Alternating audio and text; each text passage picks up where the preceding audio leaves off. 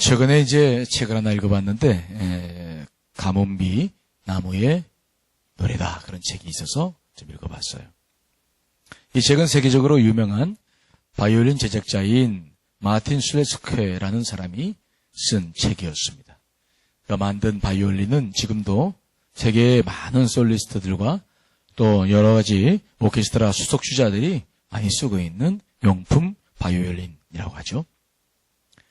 그가 이제 그의 책 서두에서 여러 가지 이야기를 하고 있는데, 제가 이제 은혜 받았던 것은 바이올린 하나를 제작하기 위해서 울림이 있는 나무.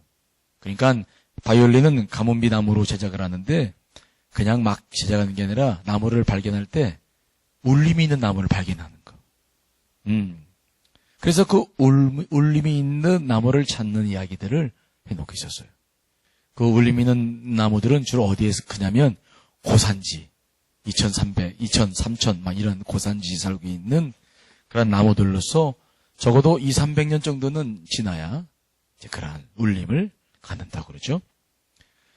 만일 저지대에 살고 있는, 그래서 성장이 빠른 나무들을 이제 쓰게 되면 울림이 없어서 좋은 소리를 잡아낼 수가 없다고 그래요. 그래서 아주 척박한 곳에서, 고산지에서 많은 위기를 경험한 나무들. 그는 그렇게 기록하고 있었어요. 노래하는 나무가 될 만한 제목은 1만 그루 중 한 그루가 될까 말까 합니다. 숲에서 노래하는 나무를 찾는 일은 인내가 필요한 모험입니다. 망치의 뭉뚱한 쪽으로 나무 둥치를 툭툭 두드리며 진동을 느끼고 나무의 울림을 듣기를 얼마나 많이 반복했는지요. 온 마음을 기울여 바이올린으로 탄생할 나무 하나를 찾았을 때 바이올린 제작자의 가슴은 높이 뜁니다. 수없는 시도 끝에 종소리와 같은 울림을 가진 나무를 발견했을 즈음 몸은 벌써 지쳐 있지만 숲에서 돌아가는 마음은 한없이 기쁘고 즐겁습니다. 그러니까 울림이 있는 나무 하나를 찾는데 그 나무가 1만 그루 가운데 하나 있을까 말까 하다. 그래서 계속 그 나무를 찾는다고 하는 이야기를 하는 거죠. 울림. 악기도 울림이 있어야 좋잖아. 그렇죠? 공명이 잘 되고. 그게 명품 악기잖아. 근데 이 마틴 술레스케는 그 글을 쓰면서 또 이런 얘기를 하더라고요. 자기가 바이올린을 많이 이렇게 제작하면서 느껴보는 건데, 우리 인간도 하나님께 봤을 때는 악기다. 하나님께서 우리를 연주하고 계시는데, 우리도 명품의 소리를 좀 내야 되지 않겠는가. 그런 이야기를 하는 것을 통해서 제가 그 은혜를 받았어요. 그렇죠. 울림이 있어야 돼. 뭔가 내 삶이라고 하는 것이, 인생이라는 것이 켜졌을 때 악기라는 것이 울림이 있어야지. 소리 켰는데 그냥 울림도 없이 먹먹하게 깨 바이올린이 그렇다고 한다면 그거 바이올린으로서 생명이 없잖아요. 키면 좀 울림이 있어서 소리가 정말 가슴에 쿵쿵 와 닿고 그렇게 그런 바이올린이면 얼마나 좋겠어요. 여러분들의 삶도 울림이 있는 삶을 사시기를 간절히 축원합니다. 좀 울림이 있어야 돼. 한마디 말을 하더라도 좀 상대방의 가슴속에 톡톡 던져져서 좀 가슴에 감동이 되고, 뭘 하나 하더라도 톡톡 그 하나 행동들이 울림이 돼서 우리가 정말 감정을 느끼게 되고, 그러한 삶을 산다고 하는 것이 우리 가운데 얼마나 중요한 일인가. 오늘은 예수님께서 그런 여인을 만났어요. 큰 울림을 받았던 여인이죠. 오늘 성경 본문에 보면은 아주 가난한 그리고 홀로 된 과부, 그 여인이 헌금교에 넣은 동전 두닙, 그 두닙의 울림, 그 보잘것없는 동전의 울림, 그것이 예수님의 가슴에 크게 큰 울림으로 와닿았어요. 주님께서 얼마나 좋아하시는지. 오늘은 그 말씀을 가지고, 다음 주가 헌금 추수감사주일인데 여러분들이 헌금에 대해서 어떻게 생각하는지 모르겠지만 젊어서부터 헌금을 드리는 정신, 마음들을 좀 함께 나눠보려고 합니다. 재미있는 사실은 오늘 본문의 말씀 보니까 주님께서 어디에 서 계시냐면 헌금함 곁에 계세요. 어디에 계시다고? 야, 우리 예수님이 굉장히 재미있는 분이에요. 좀 짓궂기도 하고. 아니, 그래, 헌금함 곁에 서 있으면 어찌라는 거야, 주님이. 생각해 보세요. 여러분들이 젊은이 귀에 탁 지금 들어오는데 헌금하고, 저다 놓고, 헌금 나오고 들어가는데, 주님이 똑 서 계시는 거야. 그럼 여러분들 반응이 어떨까? 우와! 예수님이다! 반응이 어떨까요? 그래도 우리 젊은이께 헌금함은 나무로 되어져 있고, 여러분들은 그래도 품위 있게 봉투에 넣어가지고 이렇게 헌금을 하잖아. 그렇죠? 근데 예수님 당시에는 종이가 없으니까 전부 동전이. 금화, 은화, 동전. 그리고 이 헌금함도 노쇠로 만들어가지고, 동전 집어넣으면 땡그락 소리를 냈어. 그래서 주변 사람들이 헌금을 저 사람이 얼마 하는지 대충 아는 거예요. 들어온 사람들이 헌금을 땡그락 하면서 헌금을 하고 있는데 주님께서 거기 곁에 서 계신 거예요. 헌금을 어떻게 하는지를 보시는 거죠. 참, 우리 주님이 그러신 분이에요. 자, 오늘 1절 말씀이죠. 읽어봅니다. 시작. 예수께서 눈을 들어 부자들이 헌금함에 헌금 넣는 것을, 그렇죠. 예수께서 눈을 들어서 헌금함을 보시는데 누가 헌금하는 걸 보시는 거예요? 부자들이. 특별히 부자들이 어떻게 헌금하나 이걸 보시는 거예요. 왜 주님께서 이런 일을 하셨을까? 그것은 우리가 누가복음을 읽어보면 계속 주님과 갈등 구조 속에서 마지막 십자가까지 가는 사람들이 바리새인들과 서기관들, 사두개인들이죠. 그러니까 주님의 말씀을 그들이 이해하지 못하고 자꾸 주님을 이제 모함하고, 그런데 그들은 개옷을 입고 다니면서 회당에서나 아니면 어떠한 이제 좋은 일 있으면 다 높은 자리에 앉게 하고, 그들은 남을 가르치는 그런 사람들이었어요. 하지만 실상 우리가 성경 말씀을 보면 오늘도 말씀이 기록되고 있지만 그들은 가난한 과부들의 가산을 자기가 책임지겠다고 했는 것은 다 빼앗고 사실 삶은 엉망인 사람들이었어요. 그래서 주님께서는 제자들에게 그들과 계속 갈등 구조 속에서 있으면서 제자들에게 오늘 뭐라고 말씀하시냐면은 저들을 삼가하라. 절대 저들 배우지 말고 저들 관계를 잘해야 된다. 그렇게 말씀하시면서 이 제자들을 이끌고 저들이 저렇게 허례허식 외식하는 삶을 살고 있는데 정말 저들이 어떠한 삶을 살고 있는지 눈으로 보기 위해서 그들을 데리고 지금 어디로 와 있냐면 헌금을 하는 곳으로 와 있는 거죠. 왜요? 사람이 물질이 있는 곳에 뭐가 있다고요? 우리의 마음이 있는 거예요. 뭐 별별 소리를 다 해도 그 사람이 헌금하는 모습을 딱 보면은 거기에 내 신앙의 중심에 딱 들어가 있어요.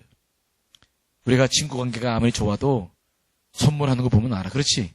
연말에 크리스마스 선물해야지. 그리고 선물을 딱 갖다 놨는데 그때 이제 이거 누구 주지? 이게 고를 때 보면은 정말 그 친구와 나와의 관계가 생각나거든. 요거 줘. 아니야, 얘는 그럴 거 없어. 요거 줘야지. 얘? 요거. 이 물질이 있는 곳에 마음이 있다고. 우리가 주님과의 관계도 이 헌금이 그래서 중요한 거예요. 주님은 그 자리에서 정말 그들의 마음을 보고 싶었던 거야. 주님과의 관계가 어떠한 건지, 저들의 말대로 사는 것인지 보고 싶은 거죠. 예루살렘 성전에는 모든 헌금함이 13개가 늘 놓여져 있었는데 그 중에서 9개는 일반적인 10의 1조, 감사헌금 이런 헌금을 받는 것이고 4개는 이제 구제헌금이라든지 또는 성전 보수헌금이라든지 이런 특별한 헌금들을 받는 헌금함이 4가지가 있었어요. 주로 어디에 놓여져 있었냐면은 여인들의 뜰, 여인들은 성전 안에 못 들어갔잖아요. 여인들의 뜰과 바로 거기에 성전이 이제 그 성소가 붙어 있는데 거기에 사이 미문이라는 곳이 있어요. 거기에 주로 이제 헌금함이 쭉 놓여져 있어서 들어간 사람들 거기다가 헌금을 하고 들어갔어요. 그런데 옛날 이 헌금함은 노쇠로 만들어졌다고 그랬죠. 노쇠로 만들어졌고 그 당시엔 지폐도 없었어. 그렇기 때문에 나팔 모양으로 이렇게 노쇠로 만들어졌기 때문에 이것을 나팔괴다 그렇게도 얘기했어. 그래서 온 사람들이 동전을 가지고 이제 집어넣으면 되는 거야. 그런데 그 당시에 바리새인들이나 서기관들은 외식하는 걸 늘 좋아해가지고 예를 들어서 금화 한 입 집어넣으면 되는데 금화를 안 집어넣고 동전으로 그냥 있듯이 밖에 오는 것이 이만큼 한 자루. 그래가지고 사람들이 쫙 서서 기다리는데 딱 하니 기노 쫙 있고 빼 있고 딱 하니 저 헌금 주머니 딱 들고 벌써 쫙 쏟는 거야. 그럼 소리가 나오겠어, 안 나겠어요? 응? 나지? 무슨 소리가 날까? 동그랑, 뭐 이런 소리 날까? 하여튼, 그 쫙 사람들이 보는 앞에서 쫙, 어우, 저 사람 헌금 많이 한다. 보여주기 위해서 쫙 서면, 동 하면서 뭐, 사람들이, 이야, 헌금 많이 한다. 그래서, 그러면서, 이러고 들어가면 또 뒤에 사람들이 와가지고 또, 우와, 그러고 또 들어가고, 사람들이 저 사람이 헌금을 얼마 하는지 다 알게끔 헌금을 그 사람들이 했었어요. 주님이 그 모습을 지금 보고 있는 거야. 참 가슴 아픈 일이지. 그 주님이 얼마나 가슴 아팠을까. 저 헌금이 뭔데 헌금을 저렇게 하나. 헌금마저도 저렇게 해야 되나. 정말 가슴 아픈 그런 시간들이었었어요. 그런데 그렇게 답답한 모습으로 헌금하는 사람을 보고 있는데 갑자기 예수님의 눈이 빛나기 시작했죠. 왜냐하면 그들과는 아주 다른 한 여인이 등장했기 때문에 그래요. 자, 2절 말씀 읽어봅니다. 시작. 또 어떤, 그렇죠? 그냥 그 많은 부자들이 덩그랑 여기저기서 막 그러다가 갑자기 이제 그들이 다 하고 들어가니까 소리가 조용해졌는데 그때 한 여인이 딱 나왔는데 너무 남노하고 행색도 초라하고 홀로 사는 과부, 돈이 없을 거 아니에요. 그러니까 사람들이 그 여인을 쳐다도 안 보고 그냥 다 지나치는데 주님은 그때 눈이 확 열려서 저 여인이 어떻게 헌금하는지를 보는 거죠. 그런데 그 과부가 얼마를 헌금하냐면 렙돈 2개, 동전 2개예요. 이 렙돈이라고 하는 것은 유대인들의 화폐 중에서 가장 최소 단위예요. 이 렙돈은 팔레스타인에서 통용되고 있는 소액의 유대 동전인데 노동자들이 그 당시에 한 데나리온을 받았는데 이 한 렙돈은 얼마큼 돈이 되냐면 128분의 1 데나리온이에요.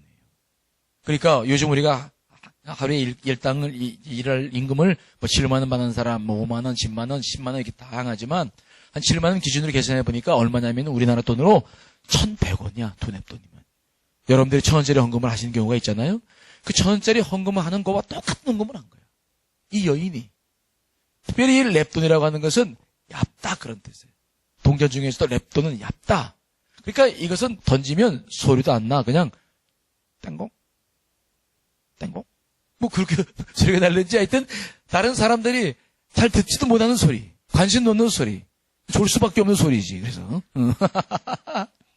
근데 우리 주님은 그 과부가 그 동전 2개를 똥강, 왜 똥강이 나오냐? 땡강 땡강 이렇게 넣는데 그때 막 가슴에 막 그 울림이, 그 여인이 헌금을 하는 그 소리의 울림이 막 가슴에 그래서 막 너무 좋으신 거예요. 앞서서 막 주룩주룩 부었던 사람들에게는 감동이 없었는데 그 여인이 들어와서 그냥 동전 2개 똥강똥강 하는데 그 소리가 주님의 가슴에 큰 울림으로 와닿는 거죠. 왜 그랬을까?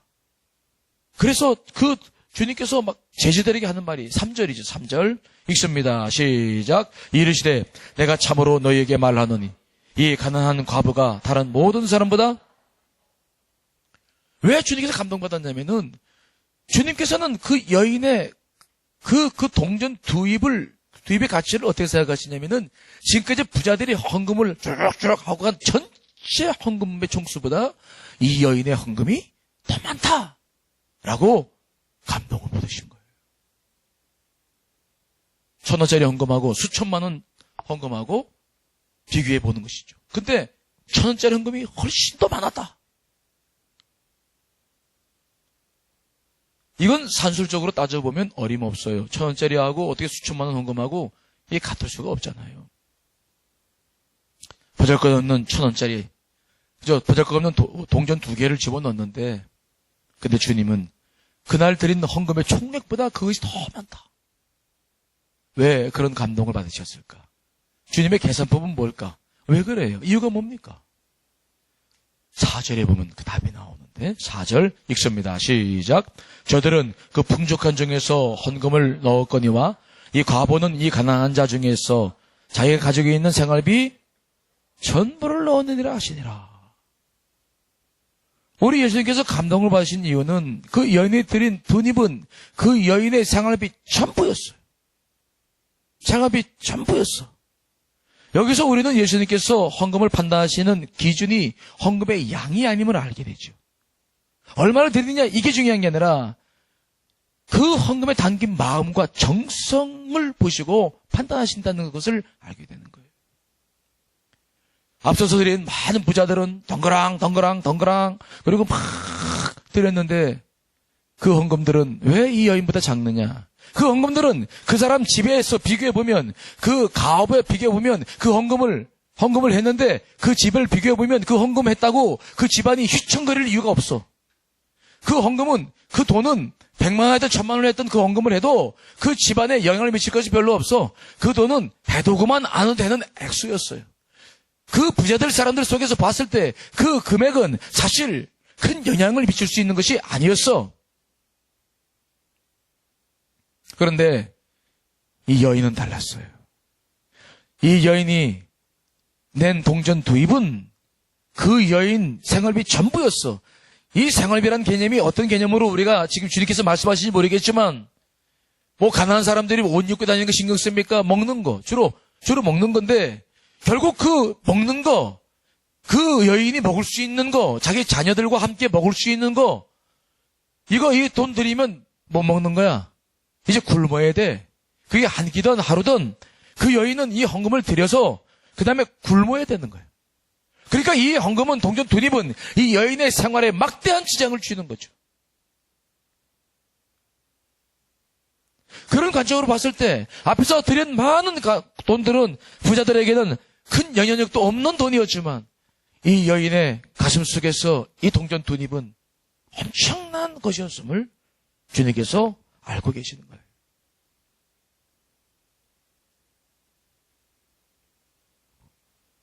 그러니까 이 여인이 동전 두입을 드리는 것은 자기 생명을 드리는 거지. 자기 전부를 다 드리는 거예요. 그러니까 부자들이 헌금을 많이 드린 것과는 비교할 수 없는 또 다른 가치로 주님께 다가오는 것을 보는 거죠. 주님의 눈이 얼마나 막 갑자기 눈물이 흐르시면서 막 감동을 받으셨던 그 헌금을 우리가 생각해 보지 않을 수가 없는 거죠.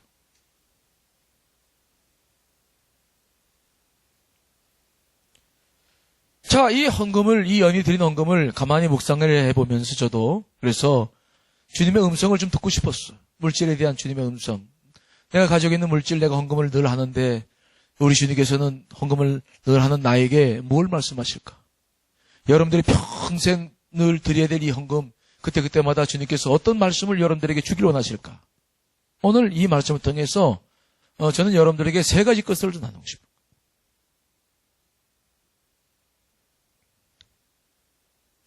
첫째, 저는 이 여인을 통해서 배울 수 있는 진리가 뭐냐면 이 여인은 헌금을 드리면서 자기를 비웠다. 따라합시다. 자기를 비웠다. 바이올린이 울림이 좋은 바이올린은 공명이 잘 돼서 그러는 거예요. 그러니까 바이올린 목자가 이렇게 있으면 그 통 나오잖아.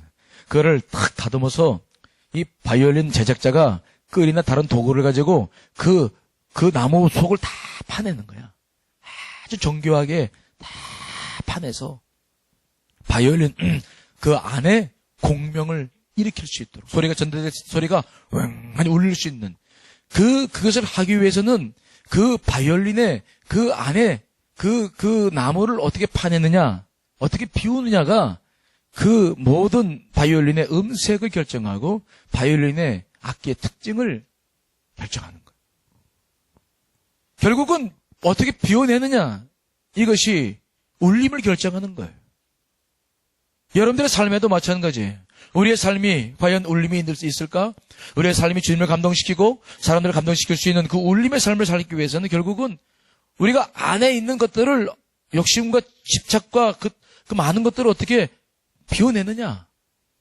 어떻게 그 안에서 주의 말씀이 울려 퍼지고 찬양이 울려 퍼지고 어떻게 우리가 감동들이 전달될 수 있게 하느냐라고 하는 것은 결국은 내 안에 있는 것들을 어떻게 비워내느냐라고 하는 것이 중요한 문제가 아닐 수가 없는 거예요. 가난한 과부들에게 있어서 돈이 얼마나 필요했을까요? 정말 어려울 때 보면 돈이라는 것은 굉장히 큰 힘이에요. 목사님도 공부를 하면서, 미국에서 공부를 하면서 돈이 없어가지고 아이들 우유 사줄 돈, 빵 사줄 돈, 햄버거 사줄 돈이 없어가지고 정말 고생했던 일들이 참 많았어요. 정말 그때 이 돈이라고 하는 것은 엄청난 무게를 갖고 있어요. 그리고 어려우면 어려울수록 돈은 더 필요해. 돈은 더 필요해.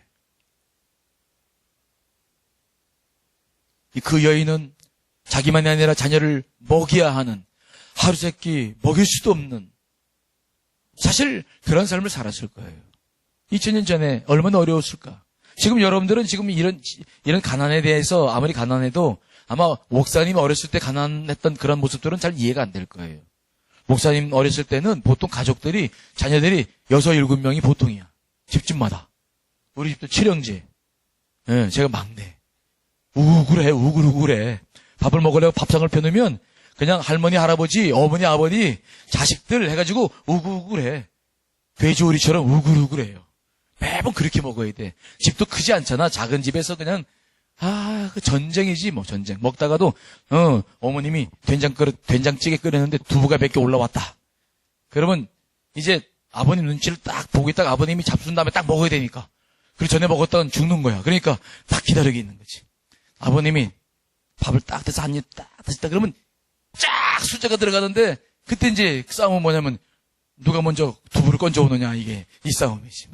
딱 하면 또 탁탁 맞고서 또 그 냄비 앞에서 싸우는 그런 정겨운 모습들이 있어요. 여러분 이해가 안 되지? 군대 가면 그런 거 경험하긴 해. 탁 따르면 탁탁탁탁. 그 기술이 아주 굉장한 기술이 필요하지. 참 그렇게 살았어요.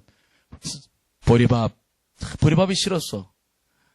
또 칼국수. 옛날에 많이 먹었던 게 풀떼죽. 풀떼죽이 뭐냐면 호박으로 만드는 죽이에요. 목사님 지금도 그래서 죽은 안 먹어. 죽은 안 먹어.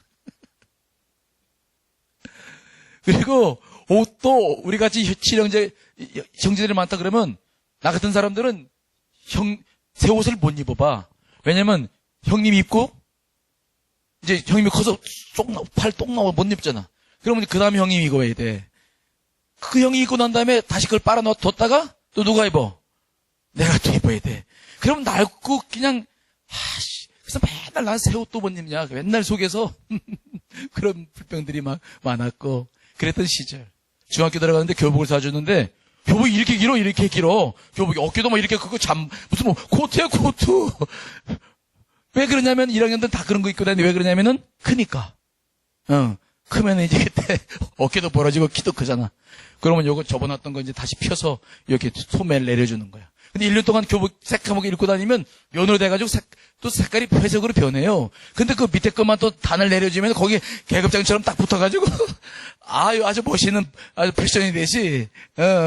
그리고 이제 다녔던 그 어려운 시절. 어머님들의 고생과 눈물은 참 우리가 다 그 눈물을 이해를 못했지만 지금도 생각해봐도 눈물이 참 어려운 삶을 사셨다. 이 여인도 그랬을 거예요. 그렇게 살았을 거예요. 그런데 어떻게 그렇게 할 수 있었을까? 어떻게? 여러분들은 아직 잘 이해를 못하겠지만 나이가 들어서 여러분 기도하셔야 돼요. 결혼해가지고 혼자 되지 않아야 돼. 알았죠? 이혼도 하지 말고 차별도 하지 말고 혼자 되면 사회 구조 속에서 혼자 살기가 너무 어려워요. 특별히 여자들은 지금도 마찬가지야. 일할 것도 마땅치 않고 정말 어려운 삶을 살게 돼. 그래서 참 이게 중요한 문제인데 그 당시에는 특별히 더 했어요. 사회 구조가 여자들이 일할 수 있는 게 없었어. 정말 어려운 시대죠. 그런데 혼자 아이들을 키워야 되고 혼자 벌어먹어야 되는 거죠. 이거 얼마나 어렵겠어요. 돈을 위해서 얼마나 꾸준히 일을 하고 얼마나 정말 자신을 내버리고 그리고 인생을 살아서 생각해 보면 정말 가슴 아픈 일들이 한두 가지가 아니었을 거예요. 그렇게 살던 사람인데 어떻게 그럴 수 있었을까요? 그렇게 살다 보니까 이 여인 속에 물질적인 가난보다 더 중요한 것이 무엇인지를 깨닫게 되었을 거예요. 우리 교인들도 그런 분들이 몇 분 계세요. 혼자 돼서 식당에서 늦게까지 일을 하면서 구차하게 살아가면서 돈 아이들 때문에. 근데 어느 날 생각해보니까 너무 자기 삶이 구차하고 물질적인 가난보다 더한 스트레스가 있고 하니까 그런 고민들을 하면서 기도를 하신 분들이 많은데 아마 이 여인도 그랬을 거예요. 돈이라는 건 중요한 거예요. 하지만 돈을 사랑하면 일만하게 뿌리라고 그랬죠. 돈이 필요해서 돈을 버는데 그걸 벌기 위해서 얼마나 많은 어려움을 이 여인이 겪었을까. 돈은 중요하지만 그러나 돈 때문에 만 욕심 때문에 하나님을 경험하지 못하고 그분을 모시지 못한다면 이 여인의 가슴은 얼마나 영적으로 답답하고 아팠을까. 그래서 그 여인은 그날 그런 결심을 했는지 몰라요. 주님, 내가 이제 굶어 죽어도 더 이상 이렇게 살진 않겠습니다. 하나님, 주님이 나를 만드셨고 나를 이 땅에 살게 하셨다면 내가 주님께 모든 것을 맡기고 다시는 이렇게 살지는 않겠습니다. 아마 그 여인은 어쩌면 그 자기가 가진 모든 것을 드리면서 자기 영혼 속에 주님을 다시 모시고 싶고 주님과 교제하며 살고 싶은 갈망, 그런 가난한 마음이 이 여인의 가슴속에 더 크게 와 닿았을지 몰라요. 여러분 안에 물질이 필요하고 돈은 벌어야 되지만 그 돈에 대한 집착 때문에 여러분들의 영혼이 흐트러지고 여러분들의 삶에 어려움이 없으시기를 간절히 축원합니다. 우리가 무엇을 먹을까 무엇을 입을까 이곳에 너무 많은 에너지를 쓰게 되면 우리의 영혼은 쉽게 지쳐요. 쉽게 피곤해요. 생명력을 잃어버려요. 돈이 내 주인이 되면 그때부터 우리는 생명을 경험할 수가 없어요. 돈보다 더 중요한 주님. 그래서 늘 내 영혼이 그 덕지덕지한 욕심과 탐욕으로 가득 차 있으면 안 돼요. 그때마다 여러분 마음을 비우고 주님께 설 수 있기를 간절히 축원합니다. 헌금을 드릴 때마다 정말 내 욕심도 함께 드려져요. 내 탐욕, 내 집착도 주 앞에 드려져서 우리의 마음이 늘 정결함을 입는 것이 얼마나 중요한가. 두 번째로는 오늘 이 여인은 자기가 가진 모든 것을 다 주 앞에 드렸다. 이것은 무엇을 의미하냐면 자기의 남은 삶을 주 앞에 맡겼다. 그런 말이에요.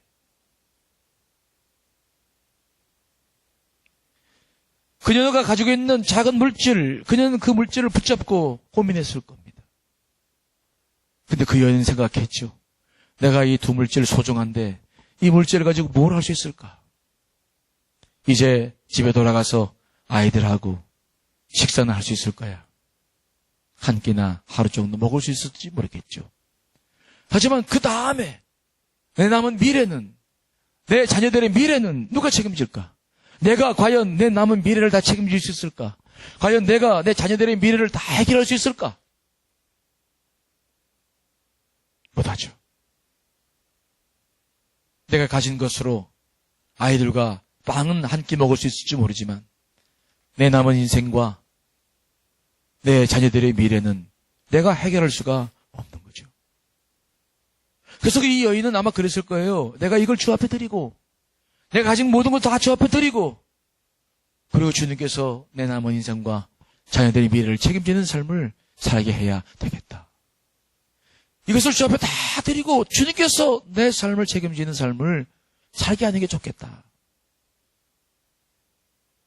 이런 헌금을 해본 사람들은 이 여인의 마음을 잘 이해가 돼요.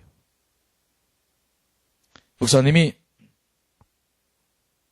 이런 경험을 몇 번 했었어요. 목사님도 아주 어려웠었죠? 근데 이제 결혼해가지고 몇 차례 얘기했지만 결혼해가지고 집에서 이제 신학대에 들어갈 때 아버님이 절대 못 들어가게 했는데 내가 들어가가지고 집에 쫓겨났다 그랬죠? 쫓겨나가지고 갈 데가 없어서 아르바이트 하면서 이제 했는데 집사람이랑 결혼을 또 하게 됐어요. 그때 27살인데 그때 27살은 그때는 노처녀 소리를 들어요. 23살 때 결혼했으니까 보통 23살 늦어야 25살 여기 다 노처녀야 지금 다. 근데 그때 집사람이 7년을 교제했는데 집사람이 27살이 이제 되는 거야. 그러니까 집에서는 도움을 못 받고 결혼을 못 하는데 어느 날 장인어른이 나를 부르시는 거야. 너 결혼할래 안 할래? 너 이제 올해 놓치면 다른 애 준다. 이렇게 나오시는 거예요. 그러니까 어떻게 해?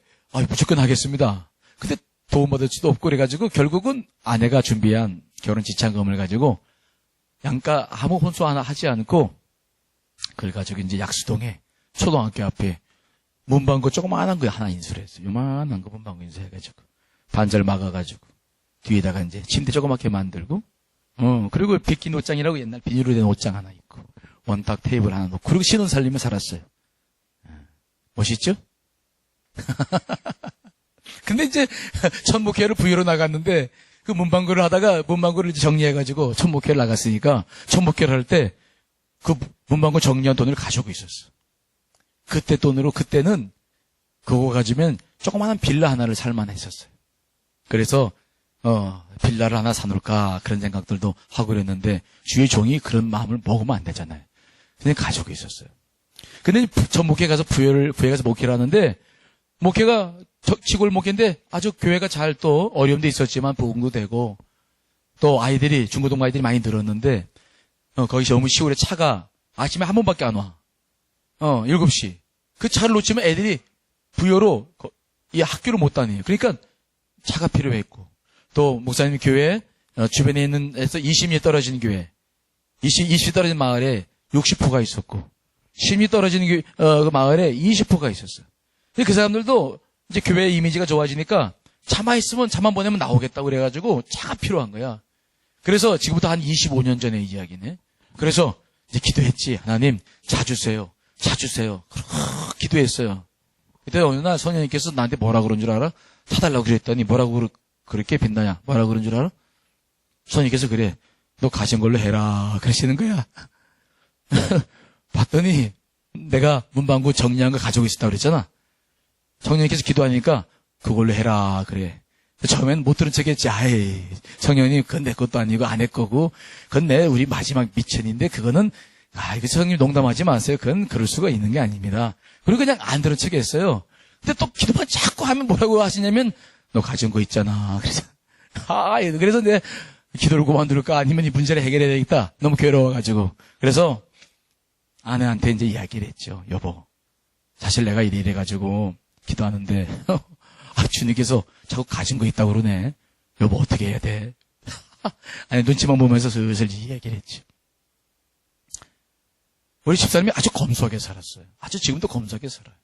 겉은 좀 화려하게 보이는데 정말 검소해요. 오래 입고 아껴 쓰고. 그러니까 지금까지 살아왔죠.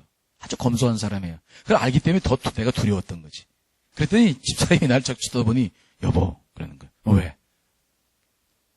생각해 봅시다. 우리가 가지고 있는 그걸 가지고 당신이나 나나 아이들의 미래가 해결되겠습니까? 앞으로 당신과 내가 목회할 목회가 과연 이 돈을 가지고 의지해서 해결될까요? 안 되지. 안 되죠. 그다음 뭘 망설입니까? 선생님께서 주신 대로 주 앞에 드리고 주님께서 책임지게끔 해야 될 거 아니겠습니까? 주의 종이 뭘 그리 망설입니까? 그렇게 합시다. 이야, 생각지도 않았거든. 야, 그때처럼 아내가 예뻐 보인 적이 없었어. 정말, 야. 굉장한 믿음의 고백이 있는 아내였어요. 너무 좋아가지고, 그래서 그때 이제 그걸 드려서, 베스타, 그때 12인승 베스타, 봉고, 그거 사가지고, 그 교회 얼마나 부흥시키고, 잘 썼는지 몰라. 아이들 출퇴근, 아침 차 실어주고, 데리고 올 때 데리고 오고, 5일장 쓰면 주민들 막 데리고 가가지고 5일장 보고 장 보고 오고. 그러니까 막 교회가 막 부흥되는 거야. 그때 저도 그런 경험을 했어요. 그때 주 앞에 그때 드리면서 했던 그 고백 늘 잊지 않죠. 근데 지금도 주님께서 저와 우리 가정을 그래서 그분도 지금까지 저는 그분이 책임져 주신다 생각해요. 이 여인처럼 드릴 수 있는 그 헌금은 이런 중심이면 충분하거든요. 여러분들에게 가지고 있는 거 다 드리라 그런 말 하는 게 아니에요. 정말 헌금을 드릴 때마다 정말 주님께 중심을 함께 하시고 모든 걸 다 맡기실 수 있는 여러분 되시기를 간절히 축원합니다. 돈이 여러분의 미래를 책임지는 것이 아니라 주님께서 여러분의 미래를 책임져 주신다는 것을 잊어서는 안 돼요. 또 그런 일이 있었어요. 강화에서 에덴교회에서 교회 건축을 하는데 그때 돈이 없었는데 그때도 미국에서 꼭 나와가지고 우리 장모님께서 제가 아주 도움 받는 거 싫어하니까 집사람 이제 몰래 이렇게 주고 하셨는데 그런 돈이 있었다 그래요. 이렇게 아이들 어디 공부하러 나가면 방이라도 얻어주라 그래서 돈을 이렇게 줬는데 그때 이제 시인이 얘네 불러놓고 이제 집사님이랑 나랑 그런 얘기를 또 했죠. 지금 교회 건축하는데 우리가 이렇게 작정했다. 너희들의 이름으로도 헌금하고 싶은데 이건 할머님이 너희들을 위해 주신 건데 그래서 너희들에게 대화하지 않을 수가 없어. 너희들 생각을 좀 듣고 싶다. 그리고 이제 집사람이 나 없을 때 이야기를 했다고 그래요. 그랬더니 그때도 시인이가 그때 고등학교 2학년인가 1학년인가 그랬었는데 시인이가 그때 그런 얘기를 했다고 그래요. 엄마 아빠가 그 돈 가지고 우리 미래에 다 책임질 수 있어요? 없지. 그럼 뭐 망설이세요? 주님께 드리고 주님께서 책임지게끔 해야죠. 그때 그냥 그 이야기를 듣고 얼마나 우리가 그냥 큰 힘을 얻고 위로를 얻었는지 몰라요. 그래서 그때도 주님께 또 헌금을 했던 그런 기억이 있어요. 여러분, 늘 우리가 여러분 가진 거 다 드리라는 얘기 절대 안 해요. 그런 얘기가 아니에요. 이게 아니라 정말 헌금할 때마다 내가 무엇을 드리고 있는지, 내가 주님께 어떤 마음인지, 불안해하거나 염려하는 마음 갖지 마시고 정말 주 앞에 어려서부터 젊어서부터 헌금하는 이게 복의 통로가 되시기를 간절히 축원합니다. 그거 굉장히 중요한 거죠. 주님께 좀 톡하니 맡겨드리세요.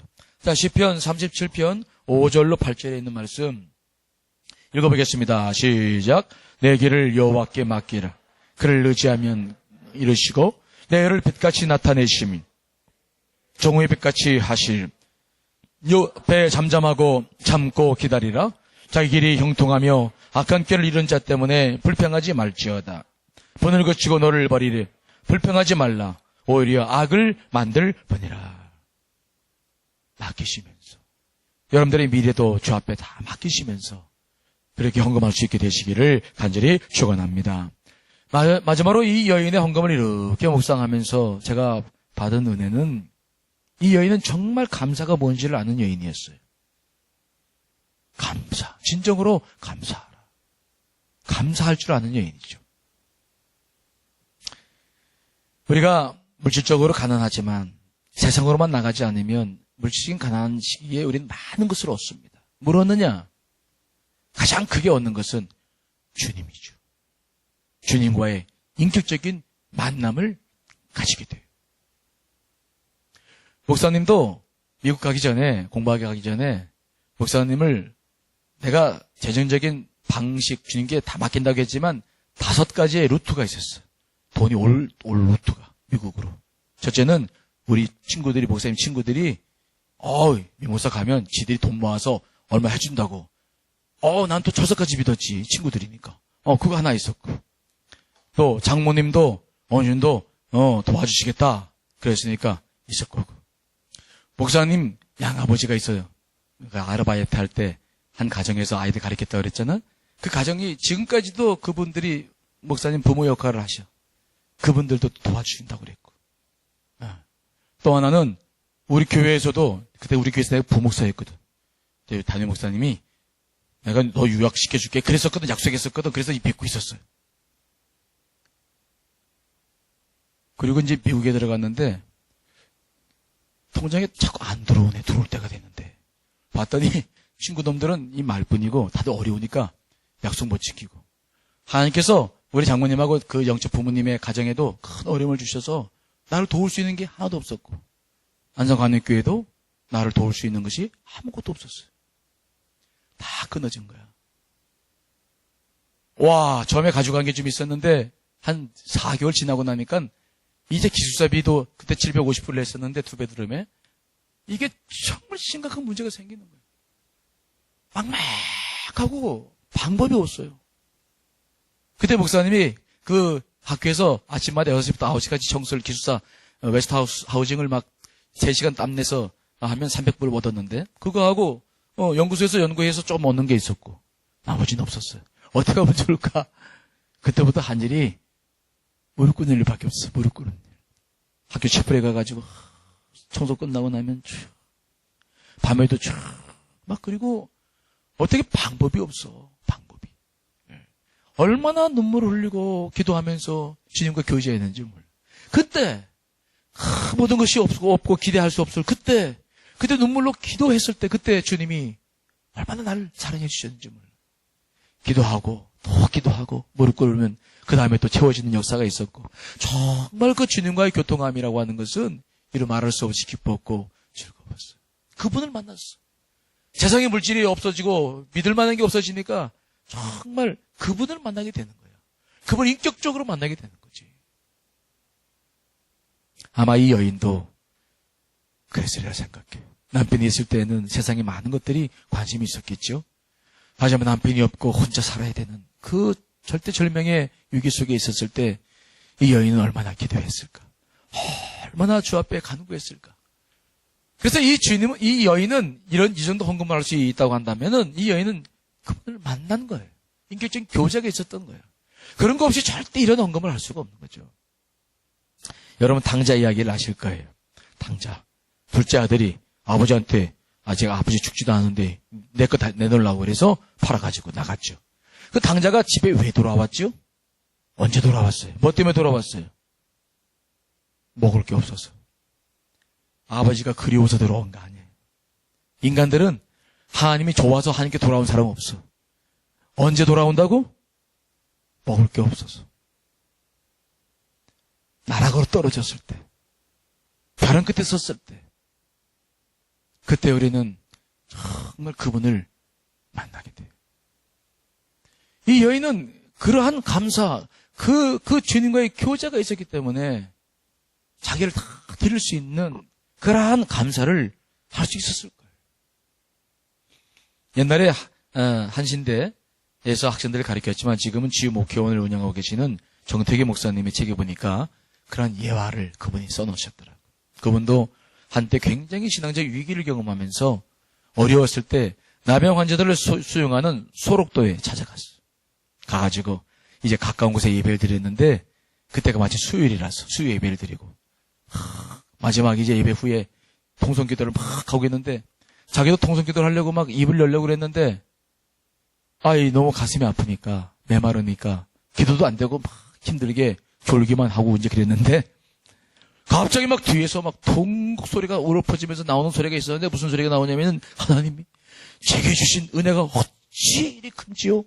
어찌해야 내가 주님의 은혜를 조금이라도 갖겠습니까? 막 그리고 그 속에서 터지는 막 토해내는 그 기도 소리가 막 울려 퍼지기 시작했는데 조대 교수님이 막 깜짝 영혼이 놀랄 만큼 이거 누군가? 야 혹시 이 섬에 와서 많은 돈을 기부하는 기부자인가? 아니면 천사 같은 의사인가?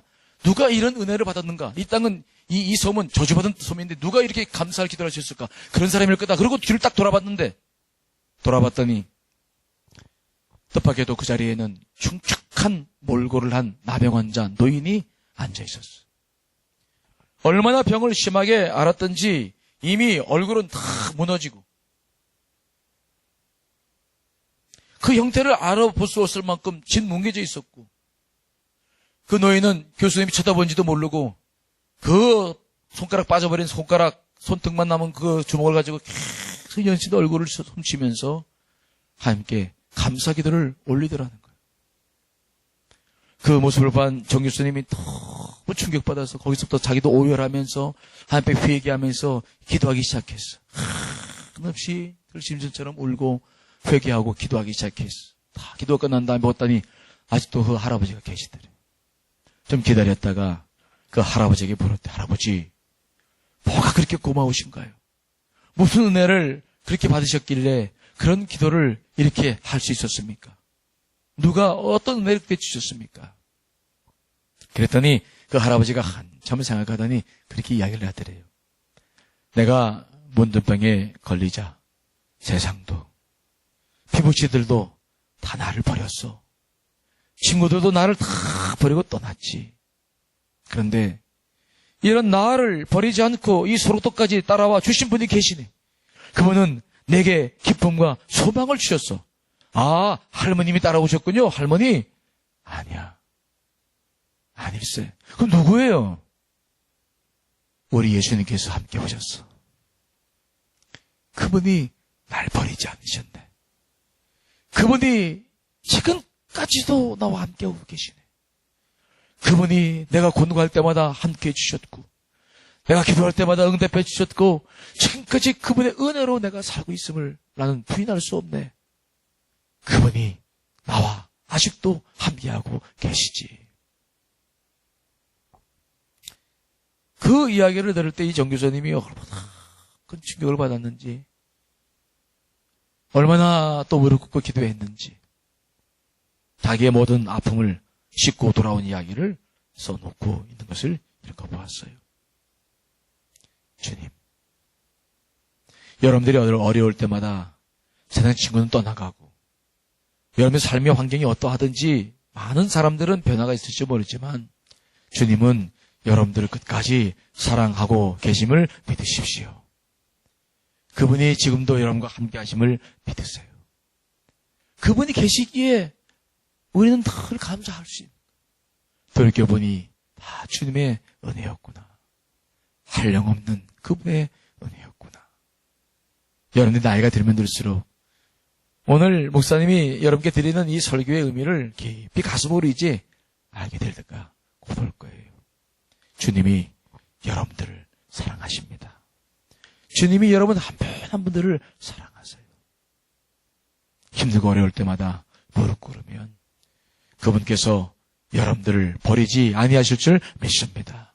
그 은혜를 이 여인이 알았기 때문에 정말 자기를 다 드리는 감사를 하게 됐을 거예요. 여러분, 우리가 늘 매번 주 앞에 헌금을 합니다. 다음 주가 특별히 추수감사 주일인데 얼마를 할까를 먼저 정하시면 안 돼요. 액수는 중요하지 않아. 다만 주님, 내가 지금까지 1년 동안 살아오면서 무엇이 감사한가? 내가 주님의 은혜로 살았던 것은 무엇인가? 다 돌아보시면서 이 여인처럼 작은 것이라도 거기에 여러분의 중심이 담겨지고 정성이 담겨지고 진실한 마음이 담겨지시기를 간절히 축원합니다. 그래서 그 작은 헌금을 통해서 우리 주님이 또 감동받으면 얼마나 좋을까. 일평생 주님을 감동시켜 나가는 여러분 되시기를 간절히 축원합니다.